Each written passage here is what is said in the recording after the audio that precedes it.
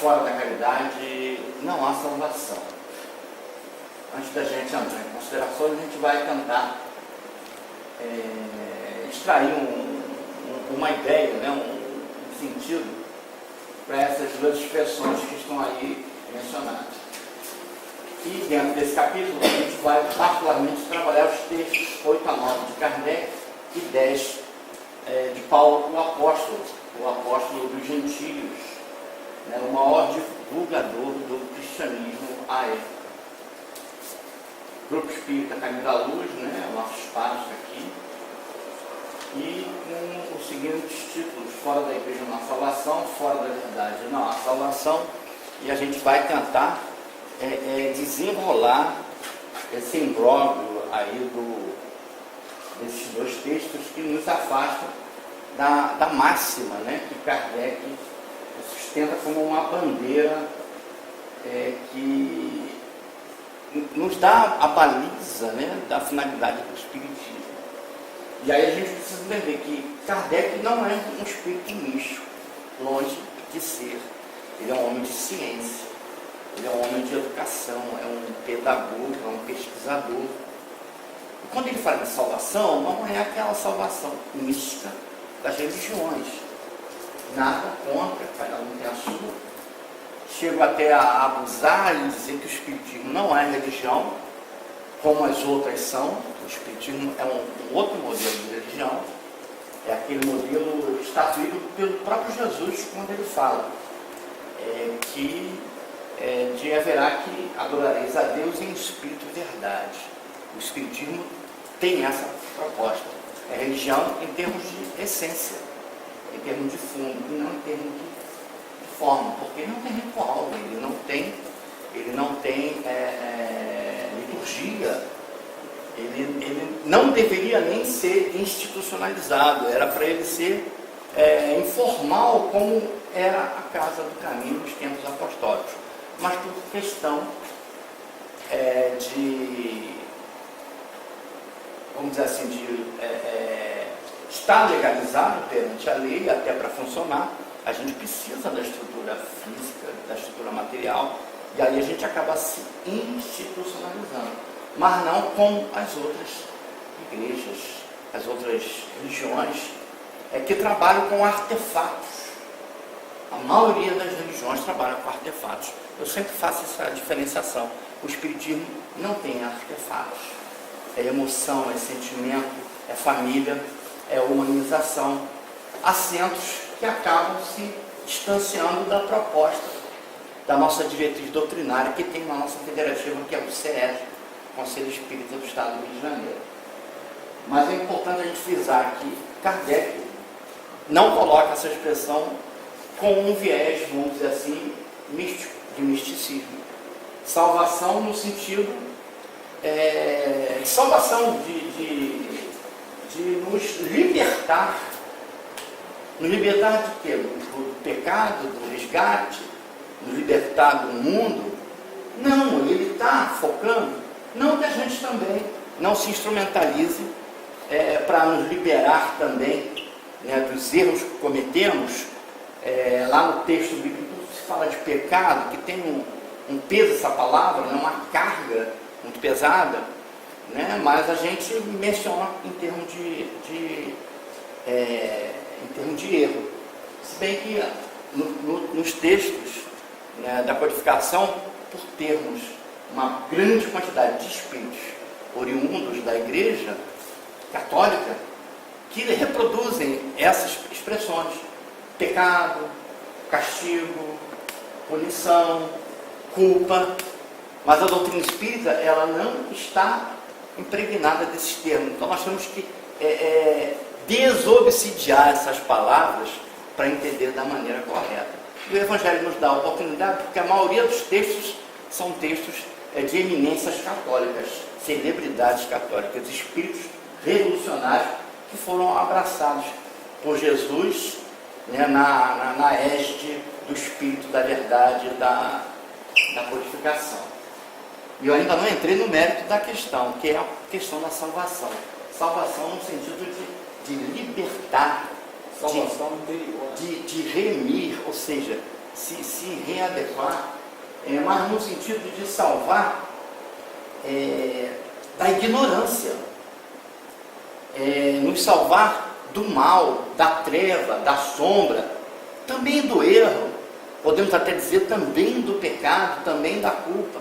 Por quê? Porque nos remete à virtude do sentimento, do amor por excelência, que é a caridade, a amor e a ação, a fim de que a gente possa fazer do movimento progresso, que é a evolução, e a felicidade tão almejada na vida da gente. Ao longo do texto nós vamos perceber que os espíritos têm essa atenção. Mas que fique bem claro, essa salvação não é uma salvação pequena, é uma salvação muito prática, que tem a ver com o nosso crescimento. Ele disse aí, libertação interior. Na verdade, é a proposta de educação de sentimentos. É a salvação no sentido de nós nos tornar pessoas melhores, pessoas felizes. Porque quando a gente progride, a gente se torna feliz, se torna são. Salvar também, muitos significados, é dar saúde. Nós não temos o São Francisco de Assis, o São Paulo de Tarso. Esse são é no sentido de saúde, espíritos livres, né? Livres de mazelas, né? Livres do mal, livres da ignorância, né? São seres iluminados, são espíritos superiores. É importante a gente conseguir ter esse entendimento, que esse fora da caridade, não a salvação, não seja apenas uma divisa que fique na teoria. É um modus operandi, é uma metodologia, uma proposta de crescimento, de autossuperação, de evolução, de progresso, para que a gente alcance, né, a desejada felicidade. Então vamos dar o passo a seguir. Nós hoje temos um navegador que vai nos ajudar a chegar, né, ao fim colimado, que é o final da nossa estrada de hoje. Esse texto é de Kardec, o 8-9, e ele começa a nos demonstrar, né, aquilo que eu falei introdutoriamente. Enquanto a máxima, olha só como é que ele coloca: fora da caridade não há salvação, é uma máxima, ou seja, é uma verdade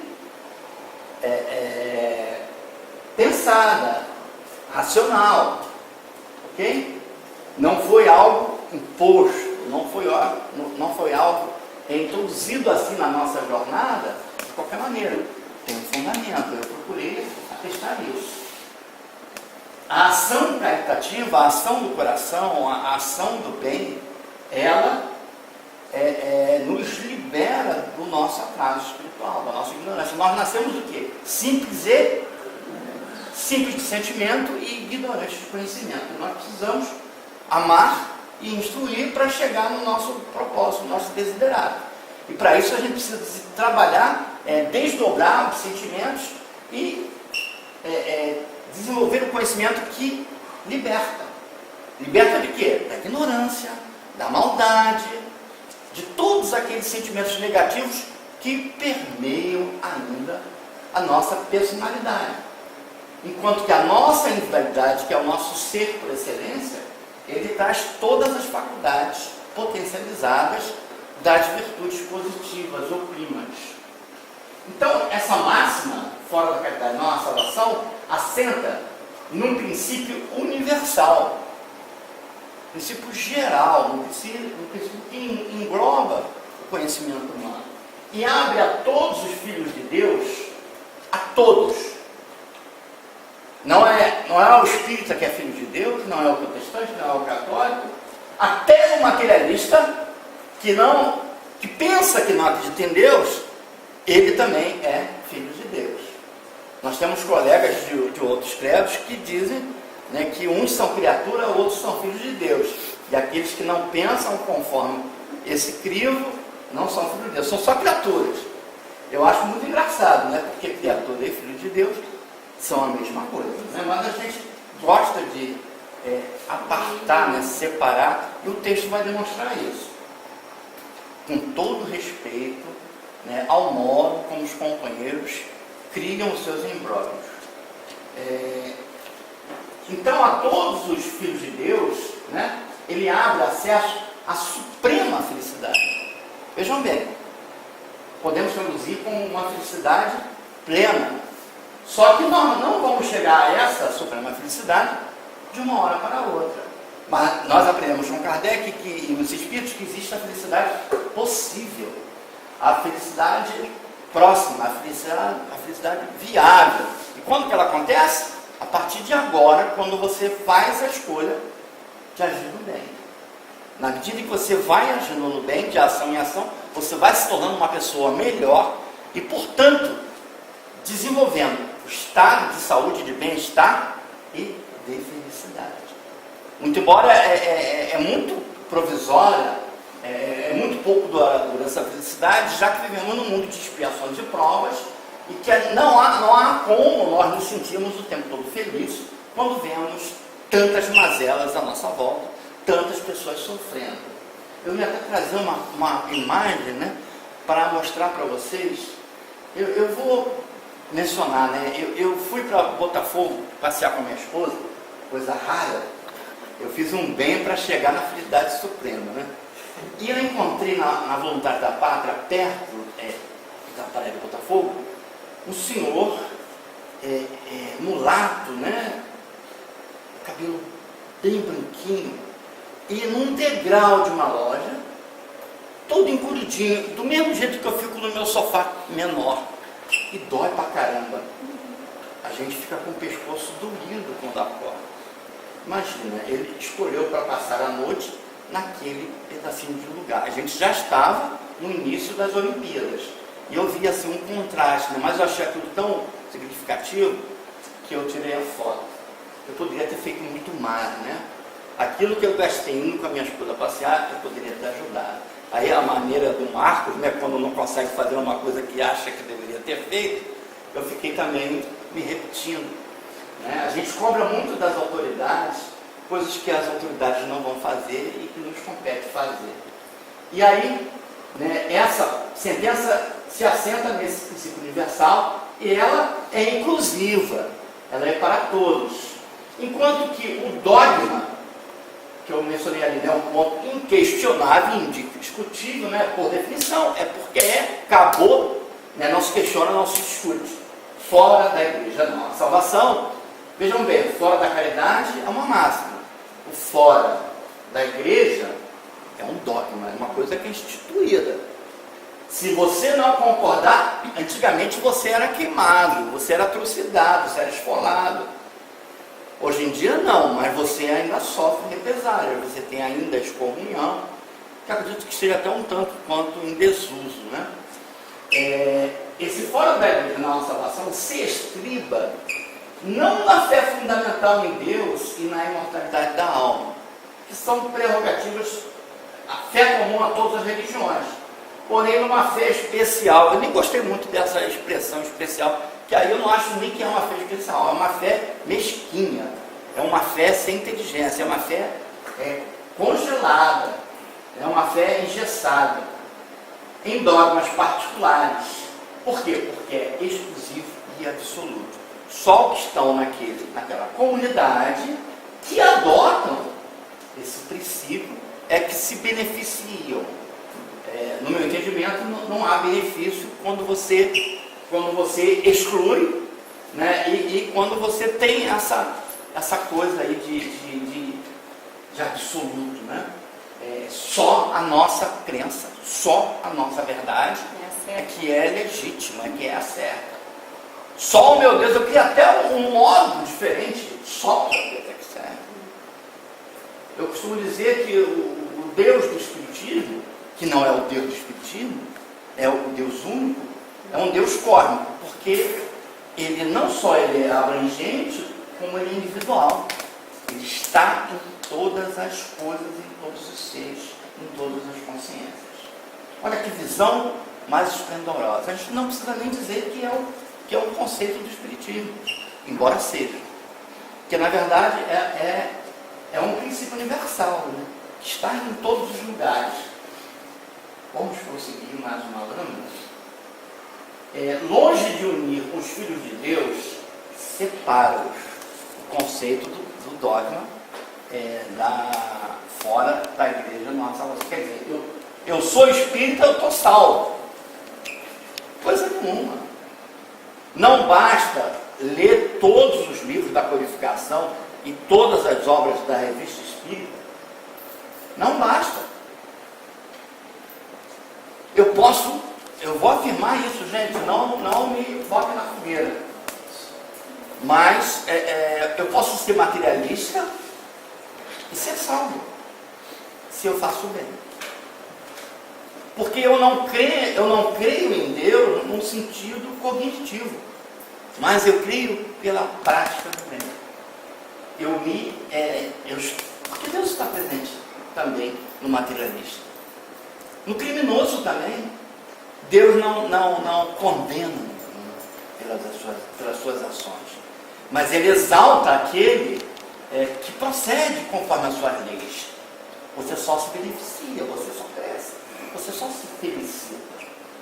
Então, longe de unir os filhos de Deus, separa-os, em vez de incitá-los ao amor de seus irmãos, que é a proposta de toda religião. Alimenta e sanciona a irritação entre os sectários dos diferentes cultos, que reciprocamente se consideram malditos na eternidade, embora sejam parentes e amigos desses sectários. É por isso que o Espiritismo não pode ter espírito de seita. E no movimento espírita há uma tendência de algumas pessoas em alguns segmentos ter essa quebra, né? essa separação de se julgar diferente dos demais. Não somos. Estamos no mesmo barco da imperfeição. Precisamos sim de ter essa visão de amar, né, aos irmãos e de não ter sectarismo, né? E de não ter esse ódio aos outros, aos que pensam diferente. Todos têm direito a pensar diferente. Eu li uma frase de Saramago, que é um escritor português já desencarnado. Eu não sei se eu me lembro direito, mas ele mais ou menos diz que eu não tenho que me preocupar em convencer o meu próximo, porque isso constitui um desrespeito à ideia diferente que ele traz. Eu achei simplesmente genial. Você não tem que estar preocupado, o Espiritismo não é proselitista. A gente, quando tem trabalho de educação moral das crianças, conhecido como evangelização, a gente não tem a proposta de tornar ninguém espírita. A proposta é formar homens de bem, pessoas de bem, mulheres de bem, crianças e jovens de bem. A proposta é 100% no bem. O que adianta a gente ter esses adjetivos, esses rótulos e nos comportarmos de maneira desrespeitosa?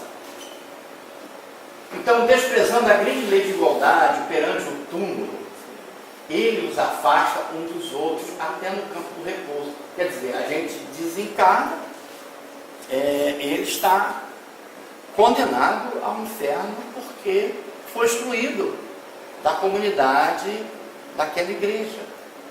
Está certo isso? Quando a proposta não é essa, é que quando a gente desencarne, a gente seja recepcionado, independente dos erros que cometemos, todos são recepcionados de maneira igual. Mas, certamente, iremos para onde nós cultivamos ao longo da nossa existência. Se cultivamos o inferno na nossa consciência, nós não vamos encontrar o inferno do lado de lá, mas nós vamos reproduzir essa ambiência que cultivamos ao longo da vida. Se nós cultivamos o céu, ou seja, os sentimentos bons, nós vamos encontrar reproduzir a mesma atmosfera que trazemos de dentro de nós. A máxima, fora da caridade não há salvação, consagra o princípio da igualdade perante Deus e da liberdade de consciência. Vocês conseguem visualizar? Então, na ação do bem, eu progrido, eu encontro bem-estar, eu encontro felicidade. E enxergo melhor, devido aos ensinos do Cristo e do Espiritismo, à luz do Espiritismo, enxergo melhor esse conceito de que a humanidade é irmã. Porque Jesus elegeu Deus à condição de Pai. E quando ele faz esse movimento, ele nos coloca todos na craveira comum. Somos todos iguais perante Deus. E a lei de igualdade, que é uma lei moral, lei natural, lei divina, que está no livro dos Espíritos, na sua terceira parte, nos fala exatamente sobre isso. Somos todos iguais perante Deus, perante o túmulo. E da liberdade de consciência, temos que respeitar as crenças alheias. Mas o que nos iguala, o que nos une, o que nos aproxima, o que nos coloca dentro dessa tônica do amor e da ação da caridade, é exatamente a liberdade de consciência, de respeitarmos uns aos outros. Então, tendo-a por norma, todos os homens são irmãos. Quer dizer, a máxima, fora da caridade não há salvação, tendo-a por norma, todos os homens são irmãos. De qualquer que seja a maneira por que adoram o Criador, eles se estendem as mãos e oram uns pelos outros. Então vejam bem, a gente forma uma única comunidade, que é a humanidade. Então a gente pode ter um modo diferente de pensar, os valores morais, os valores religiosos, mas nós vamos sempre encontrar identidade de propósitos, vamos sempre encontrar identidade na máxima fora da caridade, não há salvação. E é importante a gente ter essa antevisão. Com o dogma, fora da igreja, não há salvação, anatematizam-se. Eu treinei o dia todo para falar essa palavra. Ou seja, condenam-se, semeiam o ódio, odeiam-se e se perseguem reciprocamente, vivem como inimigos. A gente pode achar, porque se estamos sob o pago de uma dada igreja, nós estamos protegidos. Até estamos. Mas quando nos convencemos de que o outro tem que ser demonizado, a gente já está perdendo tempo na nossa existência. Porque nós estamos respeitando a religião do outro. Seja espírita, seja um bandista, candomblessista, de qualquer orientação oriental, nós precisamos aprender a respeitar. O que não quer dizer que a gente não tenha que preservar a identidade espírita da nossa casa espírita com a divulgação espírita. Não quer dizer que eu vou trazer para aqui as práticas que são estranhas a esse espaço que eu preservo, com tanta tradição, com tanta fidelidade doutrinária a Kardec. Eu não vou trazer para cá cromoterapia, uniformes brancos, e há centros espíritas que acolhem essas práticas, estão se distanciando do velho espiritismo. E há muitas pessoas que estão procurando exatamente essas casas espíritas, que se dizem espíritas, mas que na verdade são o quê? Espiritualistas. Temos que respeitá-la? Com certeza, temos que respeitá-la. Mas não são fidedignamente espíritas. Porque senão a gente se perde. O espiritismo tem tanta coisa boa, por que a gente vai trazer valores de outras orientações que são contrárias àquilo que o espiritismo traz? E que nos liberta exatamente dos tais artefatos com os quais não precisamos mais nos entreter, já que nós temos uma ponte direta com várias entidades importantes. Nós podemos falar diretamente com Deus. Nós não precisamos do médium Marquinhos, do presidente Marquinhos. Eu nem sei o que ele é aqui, não importa. Não precisamos. É direto. Eu não preciso do médium que me dá paz. Eu posso me empreender com a energia dos benfeitores espirituais. É claro que se eu tenho uma carência e eu não estou conseguindo fazer esse movimento, eu vou buscar o passe me auxilia. Mas o importante é esse movimento que eu faço, de espiritualidade, de religiosidade. Quando eu falo que o espiritismo não é religião, eu não estou dizendo que ele não nos leva à religiosidade. Nos leva. Quer dizer, não é religião no sentido material, mas é religião no sentido espiritual. O pai, e aí dentro dessa situação, né, de inimizade, de discordância, o pai não pede pelo filho, nem o filho pelo pai, nem o amigo pelo amigo. Por quê? Porque estão distanciados pelo anátema proposto pelo dogma. Fora da igreja não há salvação. Lembra que o dogma, né, é aquele ponto que é indiscutível, não é? Que é o que mais? Que é imposto. Que é imposto e que é inquestionável. Desde que mutuamente se consideram condenados sem remissão. Um condena o outro. Imagina, né, um espírita numa casa onde todo mundo é fundamentalista religioso, não espírita, como ele pode sofrer, né? Mas a grandeza da doutrina é tão grande que mesmo assim ele não deixa de amar. E pela sua autoridade moral, se ele se comporta assim na ação do bem, ele consegue criar uma proteção contra o opróbrio, né? Contra a condenação, contra a rejeição dos seus pares. E mais tarde, mais adiante, ele acaba sendo um fator de união da família. E consegue quebrar todo aquele fundamentalismo, porque o amor é que cobre, né, a multidão dos pecados, como nos ensina. Quem mesmo que nos ensina isso? Oi? Acho que não, acho que é Pedro. Também achava que era Paulo. Eu estava só tentando aí arguir você na pegadinha. Pois um dogma essencialmente contrário aos ensinamentos do Cristo e à lei evangélica.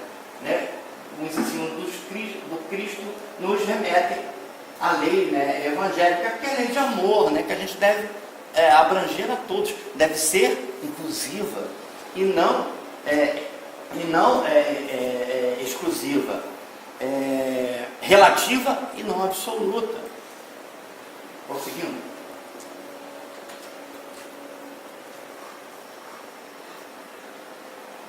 Aí o item 9. Fora da verdade, não há salvação. E aí Kardec fala que equivaleria ao fora da igreja, não há salvação. Pelos mesmos motivos que ele evidenciou. Porque seria igualmente exclusivo, porquanto nenhuma seita existe que não pretenda ter o privilégio da verdade. Quando eu adoto essa postura de fora da verdade não há salvação, só a minha que é a certa, só a minha que é a boa. E aí eu me coloco numa condição de quê? De orgulho.